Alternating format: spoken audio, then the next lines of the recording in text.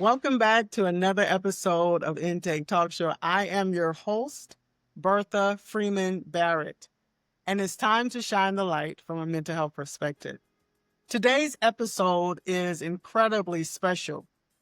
We're sitting down with a remarkable woman whose journey will move you, encourage you, and remind you that even in the face of unimaginable hardship, the human spirit is limitless.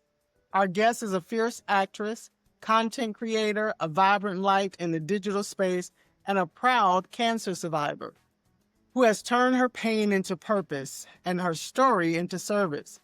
Through her lens, she's documented the raw, real, and radiant, from chemotherapy sessions to moments of deep reflection, from creative bursts to quiet battles no one sees. She's used her camera, her words, and her creativity not just to cope, but to connect. Connect with others, connect with healing, and most powerfully, connect with herself. We're often told that resilience is something we're born with. But I believe, and I think today's conversation will affirm, that resilience is built brick by brick, day by day, sometimes minute by minute. And for our guests, resilience has looked like bald beauty, tearful laughter, artistic expression, and unshakable faith.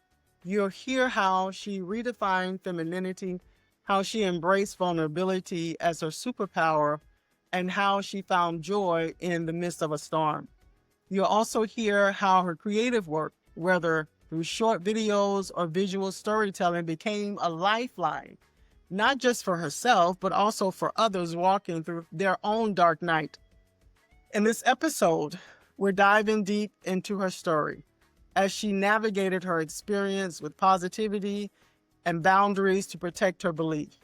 You'll hear how she used everyday moments to create something beautiful, how visual storytelling offered her moments of peace when everything felt chaotic, and how she used her belief system to not only motivate her, but also to help her heal. Whether you're a fellow survivor, a caretaker, someone navigating your own mental health or physical health battle, or simply someone in need of inspiration, you're going to walk away from this episode feeling seen, empowered, and renewed. My hope is that today, as you listen, you'll hear more than a story of survival. You'll hear a story of transformation, of fierce faith, bold joy, and living fully, even when faced with uncertainty. So grab a cup of tea, get comfortable, and lean in and listen, because what you're about to hear is a masterclass in courage.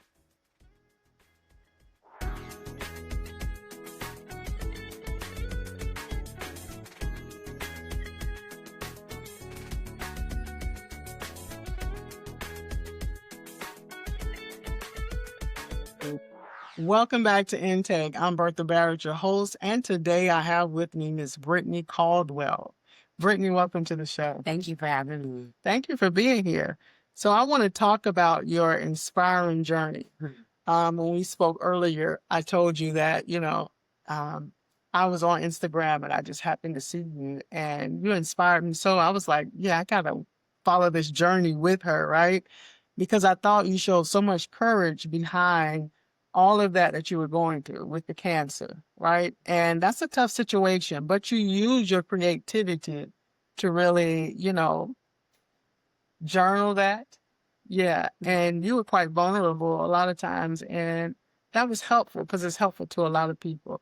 Before we really start talking, though, I want you to tell the viewers more about yourself, just a little bit more about yourself. Yeah, I'm a San Diego girl living in Atlanta.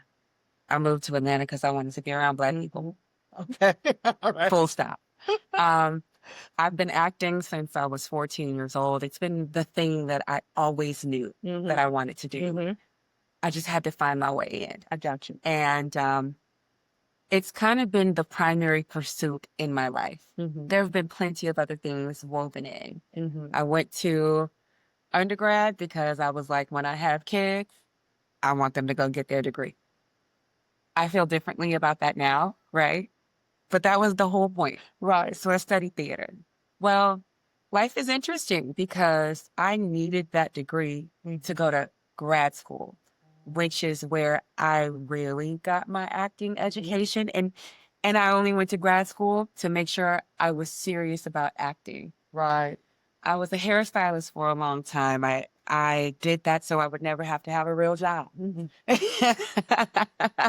And I was really good at that. And that was a key part in me continuing to be a good storyteller. So my days in the salon, my nights on stage, having these conversations, learning how to distill a story down to either a long episode for that client or like just however long and continue the series as we go. I learned to love to have conversations about relationships. So the things that I like to write about, because I'm an actor and a writer, I like to write about relationships, dating, and it's so interesting because when you've been an actor for a long time and then you want to move into the writing world, it's kind of like scary. But I believe social media has made it a lot easier to kind of flow into the next thing because you have to become a writer to be a content creator. Okay. All right. One of my greatest accomplishments is I wrote a play, co-wrote a play I co-created a play called From Color to Black. That was the culmination of an internship in grad school. We got to focus on oral histories of Black people living in North Central Philly. And we took real oral histories, created scenes from those, and then made connective tissue by doing interviews with people in the community and doing research. And we connected all of these racial struggles and tensions back to health outcomes. I love it. Huge thing in my life. Huge. But also the thing that let me know that I definitely can create things. I can get it done and they can be valuable. I love it. I love it. Okay. So I want you to take us back to that moment when they diagnosed you with cancer. What was the impact? How did it affect you, emotion, mental, or otherwise? That's such a great question. I just celebrated my third life anniversary. July 7th, 2022 is the day I was diagnosed with breast cancer. And I celebrate that day because that is the day that I chose to live. A lot of people might feel differently about their diagnosis day. Some people might treat their last day of chemo as the big day, but for me, it all started in that moment. I discovered my breast cancer on my own via a self-exam several months before I had an official diagnosis. So I had been processing for a while. When I felt the lump, I knew what it was. Familiar with my body, I understood this. So from March until July 7th is how long I had to wait for an actual answer. By then, I'd been down every rabbit hole on Reddit. I'd looked up everything I could on Google. I'd been in so many different groups on Facebook. I was familiar in a way to something that was still not mine. Does that make sense? It does. Like I had already accepted that I was a part of this breast cancer community that I didn't ask to be a part of. Diagnosis day, I forced them to tell me over the phone. They tried to make me come in. Oh, wait. Y'all already know what it is. And so do I. I'm not coming in yet. Call me. I was on a date. Okay. I knew this call was going to happen. I still went. We were at the Porsche campus. Had dinner in that restaurant or lunch in that restaurant. And we were watching the cars on the obstacle course when the call came. Now I'm watching all these obstacles and these drivers navigate them. And I'm processing all of the obstacles that I'm going to have to endure. But when this phone call comes and I step out into the hall and the doctor says, I'm sorry to tell you that you have invasive ductal carcinoma. You have breast cancer. Everything went fine on both sides. The hallway was empty. There was literally no one there but me. And I'm in a whole building, this open business. And just seconds ago, all I could hear was the roaring of horses going around and around this obstacle course. But now the world is mute and I am just here. And although I knew something about hearing the words was completely different, she was a beautiful doctor. She explained so much and I already knew so much. She said, you have triple negative breast cancer. And there's this thing that they do. First of all, breast cancer is a big, scary disease. But then they subcategorize the bigger and scarier versions. And triple negative breast cancer, according to all the rabbit holes and the doctors, is the most aggressive and most deadly breast cancer. So now I'm hearing this. Right? But I knew that there were some pluses and minuses to any of the breast cancers that you get diagnosed with, right? You don't want to get diagnosed with breast cancer. Exactly. But for whatever reason, I just said, okay. I went back out to my date. He said, is everything okay? I said, I have to go. That was it. I couldn't say anything else. I have to go. Right. And he said, oh, okay. Because literally, I was normal, knowing that I was going to get this call the whole time. He walks me to my car and he says, everything's going to be okay. Everything can be okay. I said, maybe. Nice to meet you. It was so awkward. Oh. And I knew that I would never see him again. Because it didn't matter how nice he was. He was now associated with potentially the most devastating moment of my life. Right? I just knew that guy. Sorry. Right. In hindsight, probably wasn't the best decision, but I also didn't want to be at the house waiting for that call all day long. So I'm in the car and I'm like, all right, I got to tell my people. They're all in San Diego. They all know that I'm going to get some answer. I'm like, all right, I ain't calling everybody one by one. Absolutely not. And dealing with saying this over and over again and dealing with whatever reaction I might get from each of them. So, okay, well, maybe I could call my mama and tell her to call everybody else. Nah, that's not fair. I shouldn't tell her first to tell everybody else because she's my mom. Right. Okay, should I call? My sister could probably get better. I know exactly what I'll do. I'll say it once on a Zoom call. What time should I? It's 3 hours earlier over there. How can I get that? You know, I should give them some time.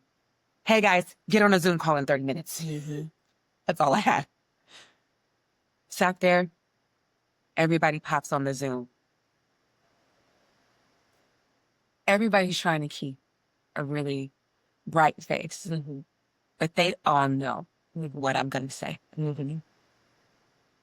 And I'd say I got off the phone with my doctor and I have breast cancer. Immediately, 2 screens go black. My best friend and my aunt. I know what that means. They're losing it and they don't want me to see. And I'm grateful. My brother was on a flight to Hawaii and I knew I would have to tell him separately. And I did. And this fool looks me in the face and just cries. He can't hold it together. Right. He gets off the phone with me, calls me back in an hour, and does the same thing. And I'm like, I'm dealing also. Cut to a friend has come from Florida so we can go to Greenlit together for the first time. I go to my first Greenlit the day I was diagnosed. We have tickets. I cannot change the fact that I have cancer. I've been knowing for months that I have cancer. I might as well go and network with the people that I want to continue to create things with. Me and my friend, we go to Greenlit. I'm there. I'm not really there, but I'm also seeing that this is actually a really beautiful community if I could be here. I tell one of the men that I'm dating, he never calls me again. Ever again. And there's another guy that I'm dating. Nobody's exclusive. So we're just dating. Right. And he comes over and he becomes a big support for the first 2 weeks. But that first day was really about, oh, the words were said, and now I have to say the words. But I allowed myself to just still be in the day. And me and my friends hung out after Greenlit and celebrated my life in a very interesting way. It was playful. It was light. We know what's been said. But we're going to just enjoy each other today. Interesting, Brittany. Because that is the day that I met you, Greenlit. And I would have never known that you were experiencing that. I was there with my daughter, and I remember talking to you and thinking, oh, she's so pleasant. And you gave me your information on Instagram. And I said, I'm going to go out here and follow her. And then later on, I see it. I was like, wait a minute, what's going on here? And started following it. Okay, that's quite interesting. Wow. Yeah. Because I had never been before, and I didn't get to go for over a year, maybe 2 years. It took me to get back. Yeah. Okay. Was there ever a moment by yourself when you let the emotions flow? Absolutely. Absolutely. So the very next day was my process day. I wasn't necessarily by myself. So the first half of the day, I spent it completely alone, right? I just allowed myself to feel. Now, the other guy that I was dating, he said, I'm going to be at home. What do you need? And I was like, I don't know. He said, okay, just come over. I got you. And he just created a space for me to do whatever I needed to do. And what I needed to do was apparently sleep, wake up, cry, talk, laugh, eat, sleep, in that order. And he just was there to make sure I was okay while all of those things happened. Because the phone calls were coming in, FaceTimes were coming in, and I was processing in these different sections of the day, if that makes sense. Having conversations with different people, thinking about different aspects of this thing that I've never experienced. But my brother said it best. He said, B, we trained for this.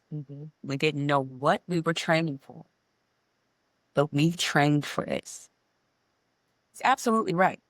I have the gift of being exposed to people who had the mindset to help me to remember that I had practice. I took so much personal development, right? My brother was with me on that journey, you know? All of the books that I read are about being a better human in some way. I really the only fiction I read is plays. So everything is about personal development. And so when I talk to my friends and family who are on that track, it was easy to remember, I can handle this. So when my brother said that on day one, and he was absolutely right. And I was already like, okay, you have to allow yourself to feel the things. It's not going to go anywhere if I suppress it. No. What am I thinking? Do I think I'm going to die? Is that what I'm fearful of? What I got to on the first day, that like after, it wasn't necessarily that I was afraid I was going to die. It's that I knew that I would have to make choices that would forever impact my life. That also impact a lot of lives from people who love me. So like, if I was just a lone wolf, I probably wouldn't have done chemo. I would have just gone to the jungle and let's meditate and eat of the earth, because like that's just the kind of new age hippie that I am. But I have so many people who love me and don't understand. And I knew that they wouldn't, and they would think that I didn't try if I didn't do chemo. And I didn't want to, but like I needed them to know, like, no, I'm going after it with you guys. And also knowing that like I was stepping into an unknown unlike any other.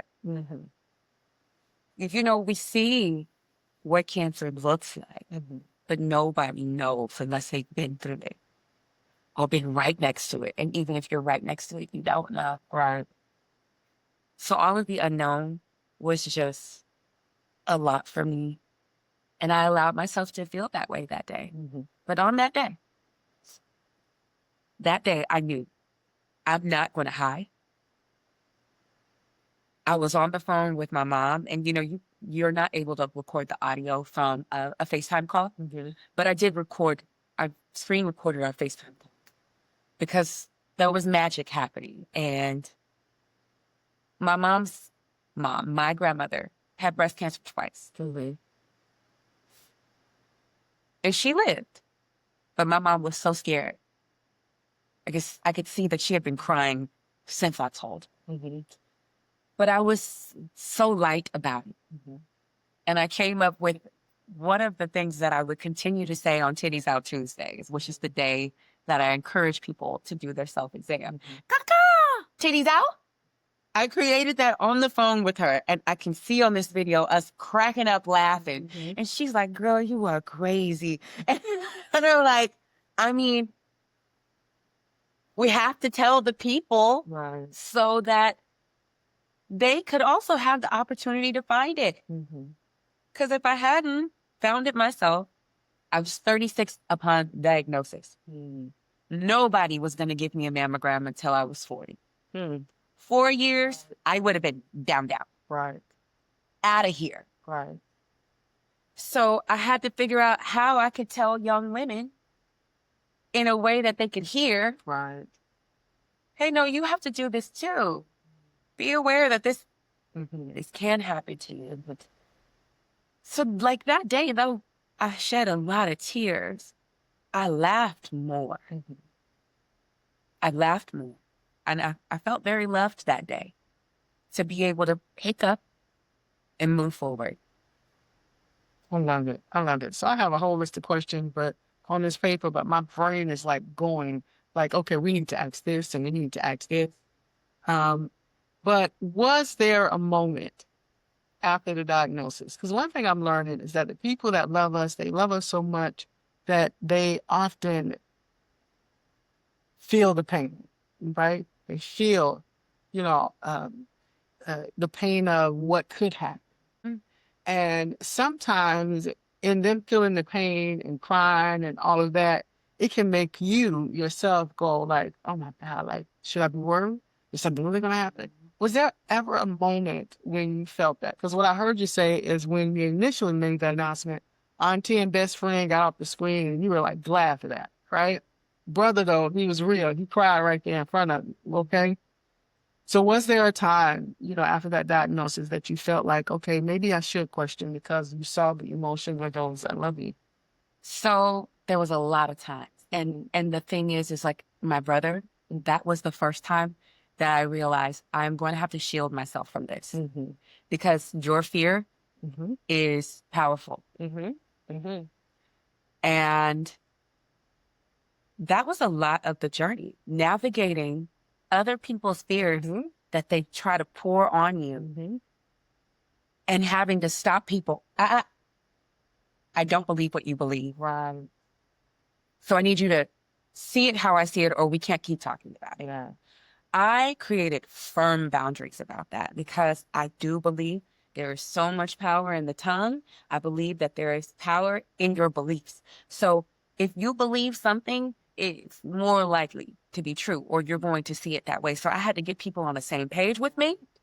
And if you weren't on the same page with me, we just couldn't interact at that time because I chose to live. And you got to choose that I'm going to be alive too. Right. If you don't see me here in the next 5-6 years, well, then it's unfortunate. However, this is not a time because I'm in a fragile space emotionally, mentally, physically. And if you can't be strong with me while I am pulling up my bootstraps and figuring out how to believe, I can't take your disbelief. And I think a gift of that is not only the personal development work, but my acting work. Right? That just allows me to be fully in. I made a decision. I chose the character that I was going to be for the duration. And that was the one who was going to live. I was going to get to the end of the movie. Something was going to take me out, but it wasn't cancer. Life is, I'm going to die one day, but it wasn't going to be that day or any of the days from cancer. I chose that, and those who were fearful, it wasn't like ugly. It just was, hey, can you get on the same page with me? If not, we can't talk. Right. Because the first moment when my brother just looked at me as if I needed to console him. And I understand, my brother loves me. He didn't do it intentionally. But I got the message right then. So I was grateful, though, in hindsight, that it happened then so I could thwart those attempts later. Girl, it was like I had to be like a swamp. Well, get that up out of here. And we ain't doing that. Yeah. It's a big challenge. Yeah. Other people's fears is a big challenge when you have a diagnosis. Oh, yes. And you have to be careful with that based on how our brain works, right? Literally. We talked about the placebo effect, right? One thing that always sticks with me when I'm studying psychology is, one of my professors says to me, the brain doesn't know the difference between the truth and the lie. They don't know what you tell it. And I've always been strong about the belief system, right?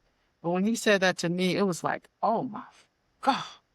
And it changed how I saw things. So regardless of what happened, I realized that I could change the narrative internally within myself. And based on that alternative narrative that I create, I start moving toward that, right? And I don't think most people understand that. And that's the whole idea about this placebo effect. So I'm going to take a group of people with cancer, and I'm going to give them their regular cancer medication, and I'm going to send them home. While I take the other group, and I'm going to give them a sugar pill. But this time, I'm going to tell this group to, say to themselves every day, I'm free from cancer. I'm free from cancer. And they did it every day. I'm free from cancer. And eventually, it got into their belief system. Both groups come back. The group with the medication, the cancer was even worse. The group with just a sugar pill. And by the way, they didn't know it was a sugar pill. They thought it was a medication. Look, free from cancer. So that tells us how much power we have internally. And most people don't understand that really who they are, 90% of who we are is internal.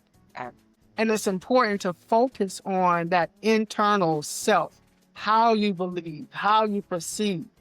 And so I want to continue talking to you about that when we come back from this next break. We'll be right back. When the body wages its hardest war, the spirit still reaches for the light. Creativity isn't just expression, it's healing. Studies show that art therapy can ease pain, reduce anxiety, and help patients reclaim their voice in the face of terminal illness. And positivity, it's not about ignoring reality. It's about choosing courage. Science reveals that positive emotions like joy and gratitude can lower stress hormones and bring real relief to the body and mind. So write, sing, speak your truth. You are not your diagnosis. You are still the author of your days. Even in the shadow of goodbye, you can still create light. Stay lifted, stay creating, because even now, your story matters. If you are a professional or someone with a story and would like to be a guest on the show, go to our website, intaketalkshow.com, and complete the form to be a guest. Perhaps you are someone with a question or comment that you would like addressed on the show. Again, go to our website, intaketalkshow.com, and complete the contact form. I hope to see you soon. And remember to continue to talk about mental health and how to make yours a priority.